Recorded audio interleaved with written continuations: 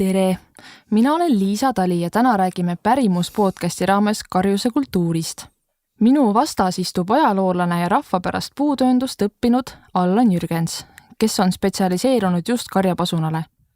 Saates mõtestame lahti karjapasuna eksistentsi, õppides tundma elu ja olu selle ümber ja tõestame, et karjapasunaga saab muusikat mängida.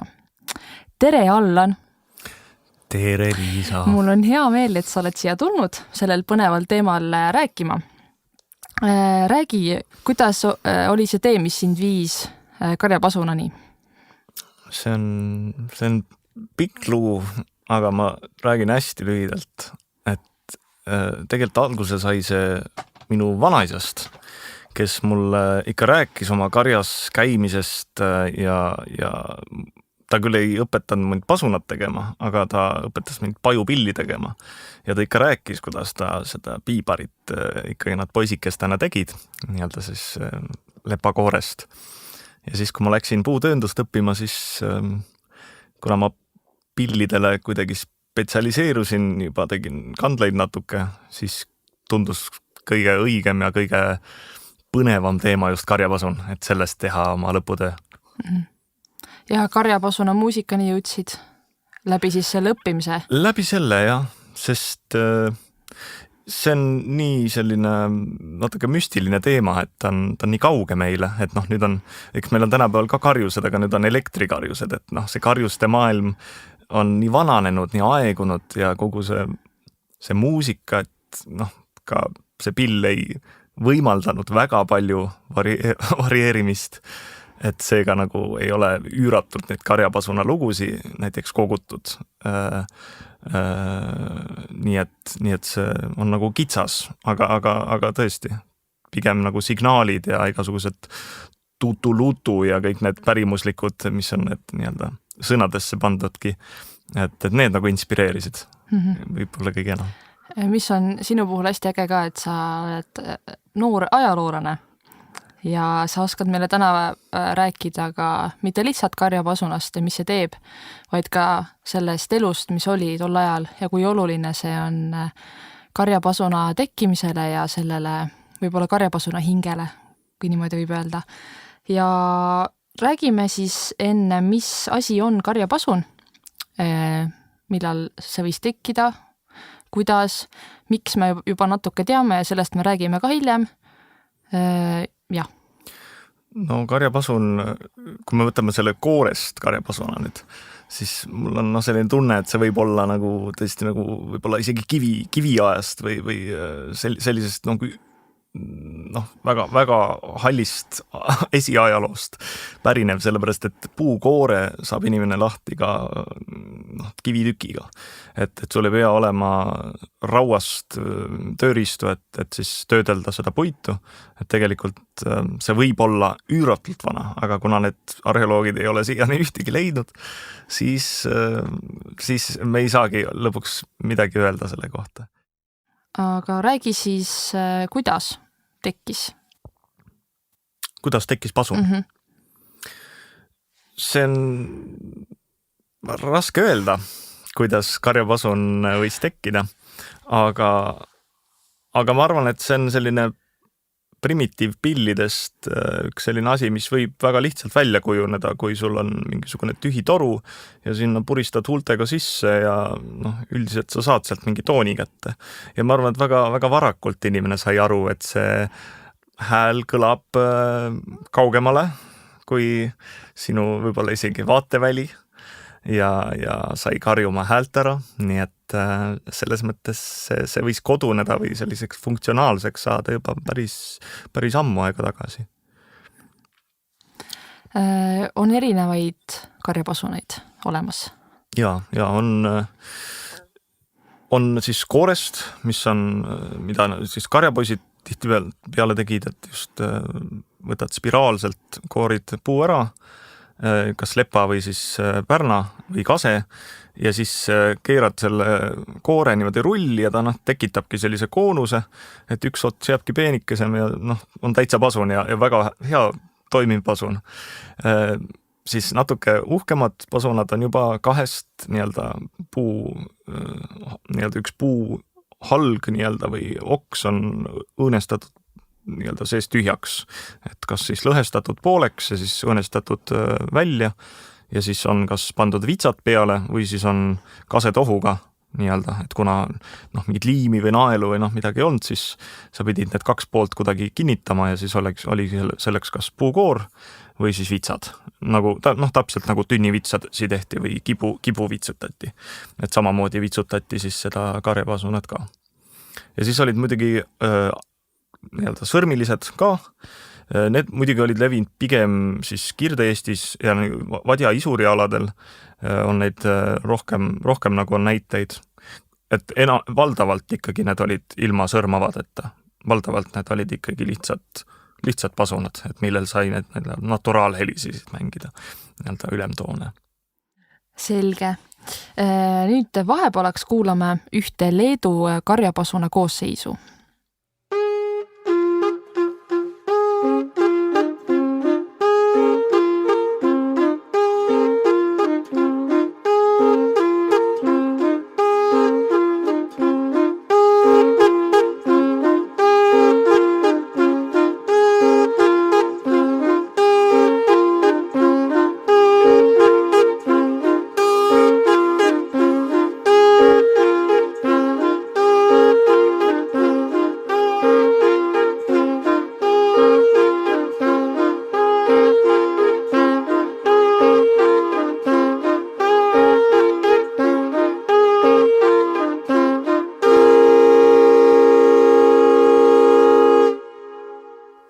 Allan, räägi natuke karjuse maailmast.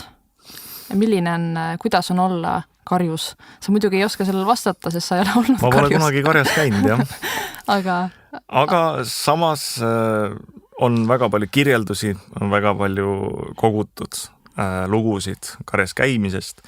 Et tegelikult meil on üpris hea ülevaade ikkagi, milline see elu oli ja mida see lasteajaks tähendas. Et nagu enne kui me salvestama hakkasime, ma just rääkisin sulle sellest kirjest, kus üks vana mees oli tõesti nagu unistavalt isegi seda karjuse põlve nagu taga igatsend, sest see oli selline aeg, kus sa saidki nagu ema-isa silmalt ära, sa said mängida, mida sa tahad, sa võid kära teha, võid pasundada, võid huigata, teised lapsed on ju ka seal, eks ole.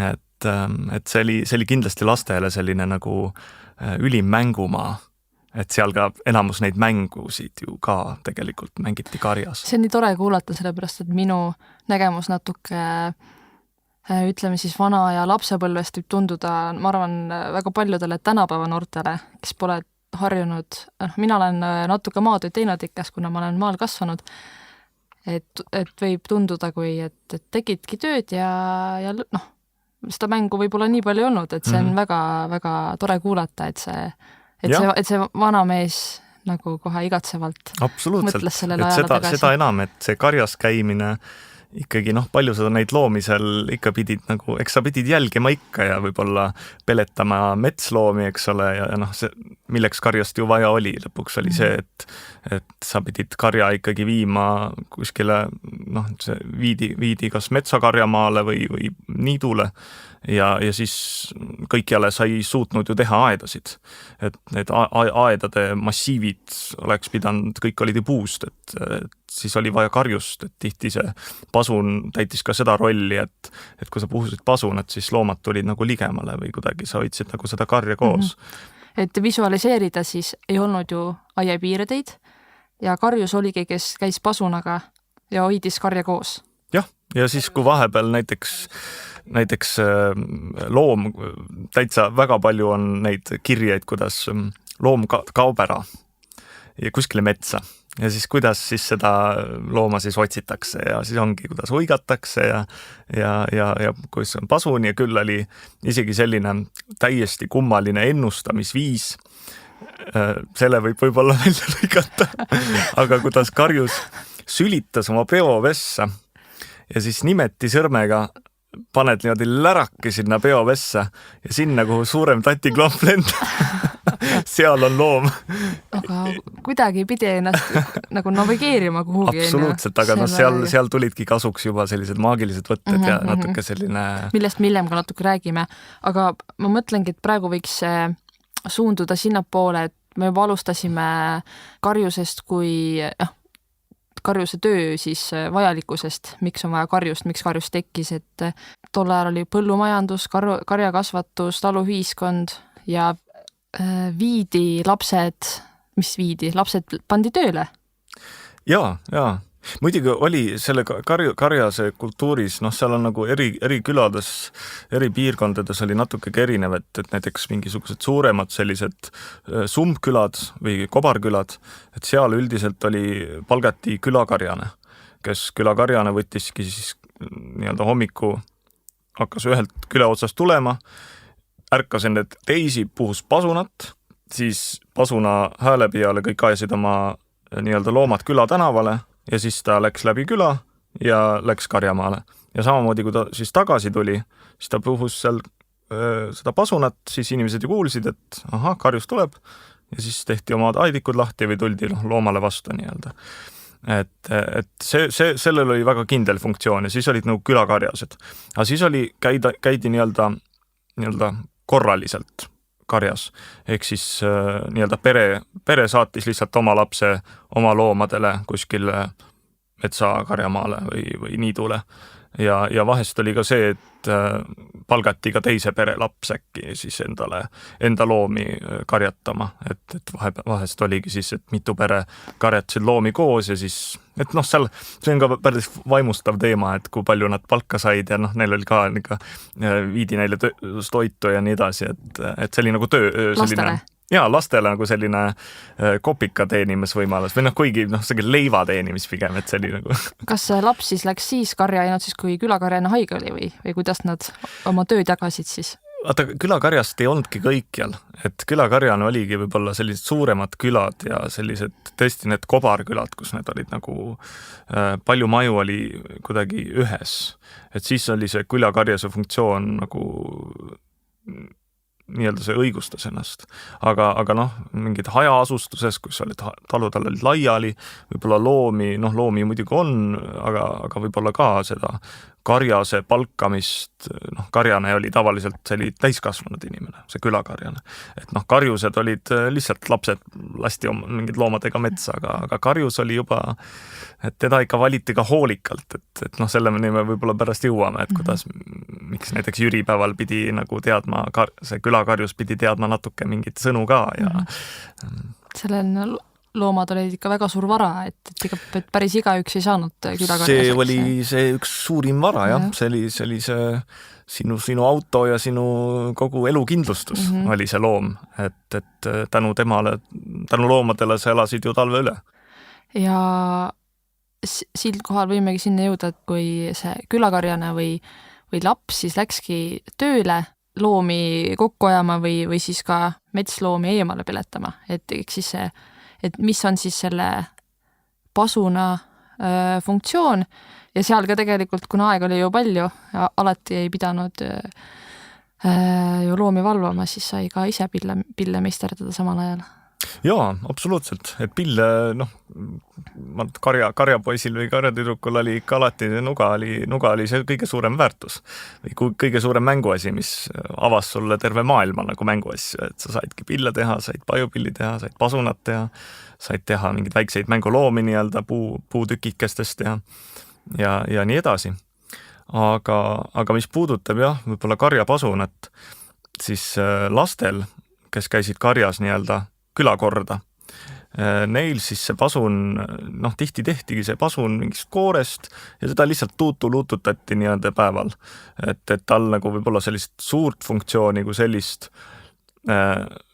tihti nagu ei olnud, et just sellist funktsiooni, et see nüüd sa saadad emale enam-vähem SMS-i, eks ole, et nüüd hakkan tulema. Kuigi ilmselt ka lapsed seda tegid, kuigi et külakarjuse siis oli väga oluline, et siis inimesed kuulsid, et pasun kõlab, et see on väga selge märk sellest. Aga on väga huvitavaid ja väga toredaid kirjeid sellest, kuidas lapsed üksteisega suhtlevad. et eks lapsed olid ikka ka oma pereloomadega olid kuskil oma pere kas niidul või külaniidul, külakarjamaal ja ka natuke üksteisest eemal või üks oli teisel pool metsa. Ja siis on väga palju sellised toredaid kirjeldusi, kuidas nad siis tuutulututasid, et üks tegi sellise tuutulutu, siis teine tegi tuutulutu. Need mingid sõnumid, oma mingid sellised viisid, mida nad siis mängisid. Kas siis igal lapsel võis olla oma signatuur tuutulutu, et ühel oli pikem tuu ja ühel oli lühem? Absoluutselt, pillid olid ju kõigil natuke erinevad, et kes tegi endale mingi pika ja peenikese ja kes tegi endale mingisuguse töntsakama, et mis koores, et iga pill oli ainulaadne ja seega ka heli oli. Iga hääl. Ja iga mängija ilmselt, kui palju siis laps seda oskas, et see oli ka ainulaadne. Et kindlasti oli see hästi nagu huvitav helimaastik, selline karjaaegne kuidagi selline lehmad ja võib-olla krapid veel kaelas logisevad ja siis kuidagi see pasun ja selline kauge, aga ka selline natuke romantiline. Aga kui sa mõtled karjapasuna peale ja üritad lahti sõnastada, et kus see nagu selle karjapasuna maagilisus tuleb, et kui me kuulame karjapasunat ja ka erinevaid koosseise, keda me täna kuulame, et kus see tuleb? See võibki olla, ma olen ka selle peale mõelnud tihtipeale, kui ma hakkasin neid pasunaid tegema, siis ma ikka kuskil lähed metsa, kuskil laanes oled ja siis puhud pasunat õhtul, mingi udu ja siis puhud seda pasunat, siis kuidas see kajab nagu läbi metsade natukene. Ja ta on suhteliselt vali, et kui sa oled heas kohas, siis see kaja tõesti nagu peegeldab ja läheb nagu kaugele, jõuab välja, kuni ta kuidagi hajub ära. Et temas on mingisugune,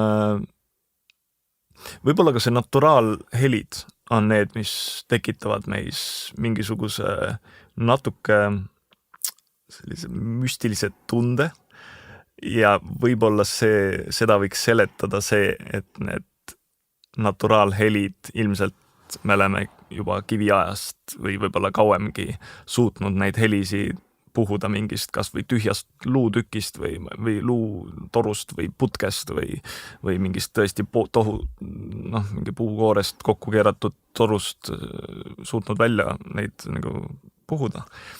Et võib-olla need on sellised mõjuvad nagu kuidagi seetõttu selliselt kummastavalt. Ja muidugi karjapasunaga tuleb nagu seda ka silmas pidada, et kui oluline nagu funktsioon oli tal omal ajal. Et nüüd meil on telefonid, meil on SMS-id, internetid, e-mailid, meil on postiteenus ja muideks postiteenuse sümboliks on ju ka Eestis ja kogu Euroopas on pasun ja see oli väga kindlalt seetõttu, et see pasun enne kui sa järgmisesse postijaama jõudsid, sa puhusid pasunat, et sul pannakse hobused valmis ja uus nagu värske hobune, millega sa edasi sõidad. Või siis pandi uus nii-öelda postipoiss, kellele sa andsid nii-öelda pakki üle ja tema pani kohe edasi. Ehk siis läbi sellise uusaja või keskaja on pasunal olnud nagu väga oluline roll. Ja samamoodi nii nagu sellises suures nagu infrastruktuuri mõttes Euroopas ja ka Eestis, aga ka nagu taluühiskonnas, et ta oli nagu, et see on isegi nagu nii häbematult vähe tähelepanu saanud selline tehnoloogia, et kuidas nagu pasun oli nii oluline osa inimeste elust.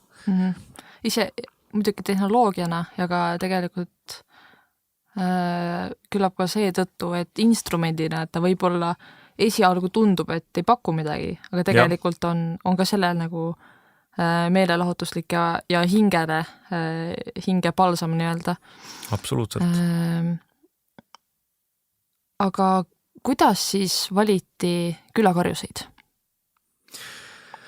Külakarjus, neid muidugi on kihelkonneti natuke erinev, et mis päeval neid siis küll olid vastlapäeval, tihti oli kõrtsis siis valiti kas siis suveks nagu karjane, kas siis nii-öelda taludest lihtsalt lapsed said endale nii-öelda kontrakti, sellise suulise kontrakti, et nad lähevad sinna talusse või sinna talusse siis suveks karja. Aga on ka näiteid, et näiteks ka ristipäeval, või vabandust, maarjapäeval, mis ühesõnaga, ma ei hakka rääkima, miks maarjapäev. On maarjapäev? Ei, et see oli see päev, kus Maarja oma nii-öelda sellist pühendas ennast Jeesus või nagu või kuidagi, et ta, see oli nagu väga õige hetk, et talurahvas võttis ka üle, et nad peavad nagu leppima kokku asju, nad peavad nagu määrama endale mingeid töölisi, et see oli nagu maarjapäeva selline üks osa. Aga külakarjus siis valitigi, seal ta pidi natuke kunste tundma, ehk siis see tuli alati kasuks, sest jüripäeval, kui esimest korda näiteks siis loomad välja lasti, et see külakarjune või kas seda tegi pere ise, aga tihti oligi, et külakarjane pidi tundma mingid väikseid taigasid või kas siis tehti üks suur pihlakast vits ja aeti kõik loomad sealt läbi või jüri tuli, et sealt ümbert aeti nagu loomad üle või küll põletati seal hundi silmasi ja seoti hundi lõugasi kokku mingi aiateevaste näol ja et neid maagilisi rituaale oli hästi palju, sest tõesti nagu loomi oli vaja ju hoida, nad olid kõige suurem varandus ja see, kui nii-öelda sinu CV-s on mingid maagilised atribuudid, siis see külakarjus oli kindlasti nagu kohe nagu usaldusväärsem. Ja tihti talle määrati ka palk ja siis oligi, et ta hakkas nagu siis hooajaks, siis jäi karjuseks. Ja hooaeg kestis?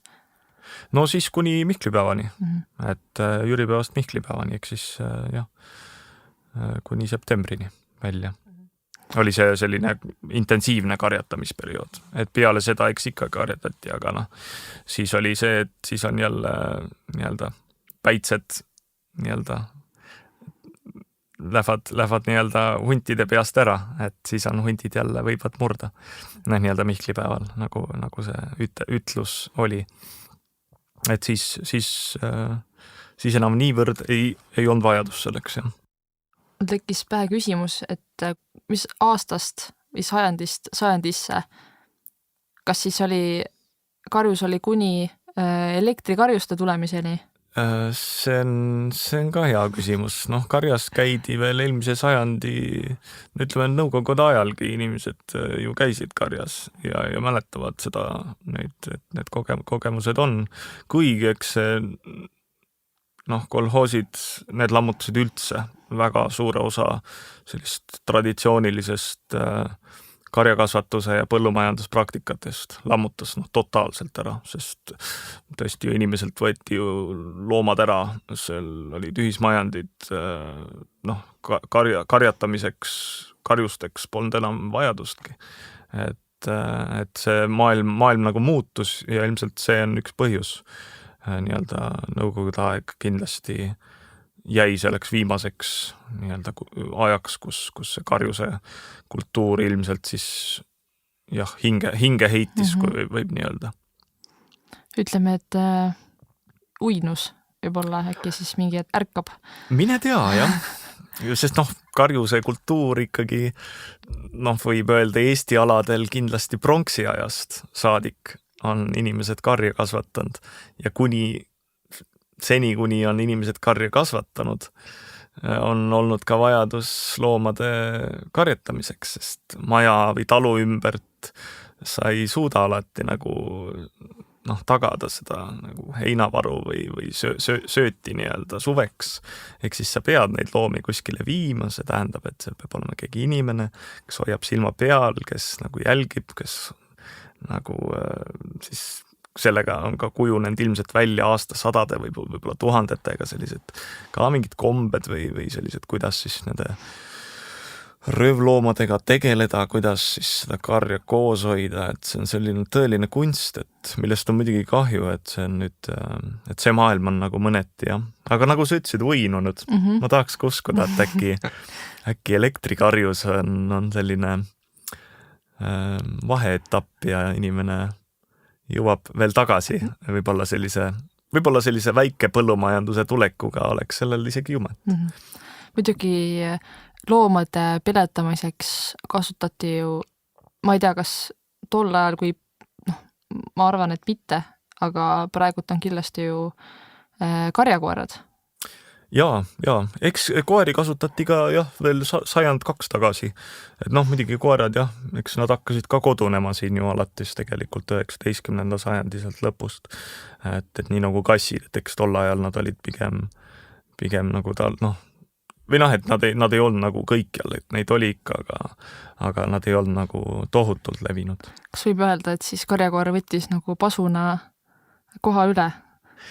Pasuna kohta ma arvan, et ta ei võtnud, et pasuna oli ikkagi üks asi meelelahutuse mõttes oli väga tähtis asi ja teisalt just külakarjus see koera haukumine või klähvimine võib-olla seda nagu signaalina ei saa ilmselt väga mõista, et aga pasuna heli saab väga kindlalt nagu mõista signaalina. Kas meelelahutusena kasutati ka pasunaid, karjapasunaid ka kuskil pulmades või kõrtsis või? Pulma traditsioonidest on küll teada, et karjapasunaga siis alustati ja lõpetati, et nagu sellise signaalpillina markeeriti kuidagi mingist sündmust. Et selles osas tal on olnud oma olulisus selles rituaalses võtmes. Et teda on kasutatud, et nii nagu jüripäev, eks ole, et see oli hästi oluline hetk, kus pidi see ka pasunat puhuma, et see esimene pasuna puhumine näiteks Karjalas. Karjalas on selline kombestik, et külakarjus, kes määrati, tema pidi kritseldama mingisugused maagilised märgid kasetohu peale ja siis sinna pasuna siis sinna koore, sa punud ju selle koore sinna pasuna puu osade peale ja siis ta pidi peitma need maagilised märgid sinna tohu vahele või selle koore alla ja siis puhuma seda ja siis esimene kord, kui sa puhud, siis usutigi, et need maagilised märgid seal sees ja siis see kõik heli ja see tõesti maagiliselt kaitseb seda looma. Et tal oli oma selline aura sellel karjapasunal ja ilmselt seetõttu seda kasutati ka sellistel mingi pühade, et kuna tal oli selline maagiline alltähendus ikkagi. See maagiline väga hea sõna, millega nüüd edasi minna ja kuulata järgmist muusikalist vahepala, mis on Leedu polüfooniline karjapasuna ansambel.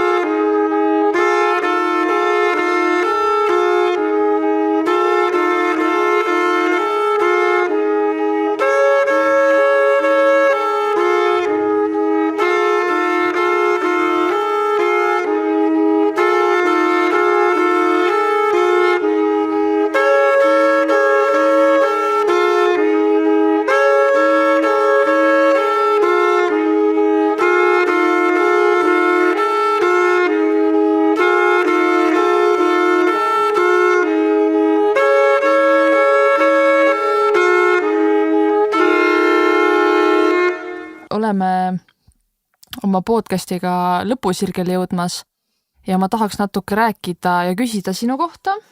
Oli see Poola? Jaa. Poola on ju. Poola karjapasuna festival. Kas sa oskaksid natuke kirjeldada seda melu, mis seal toimus?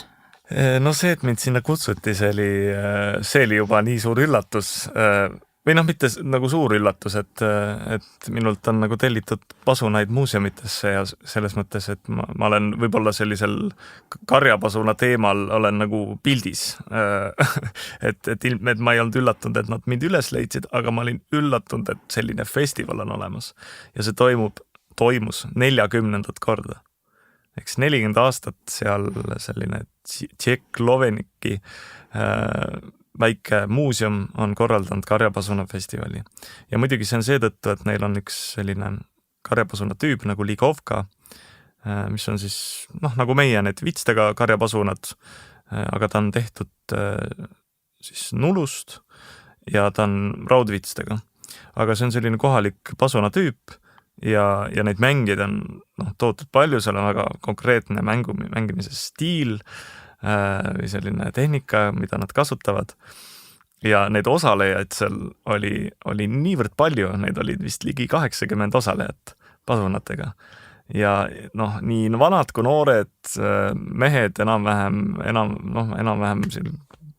ülikonnas lihtsalt, et tulevad just töölt ja siis tulevad sinna võistlusele ka, mängivad oma pasuna ära, et üldse mitte ainult karjustele, aga tõesti selline rahvuslik sport võib-olla isegi.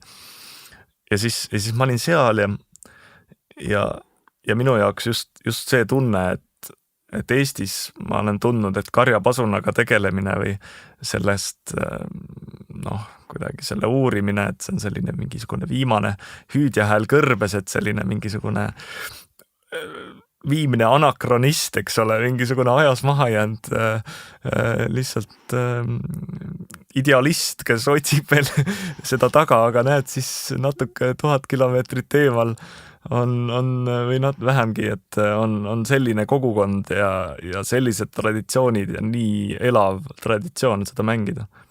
Et mis oli ülisuur üllatus.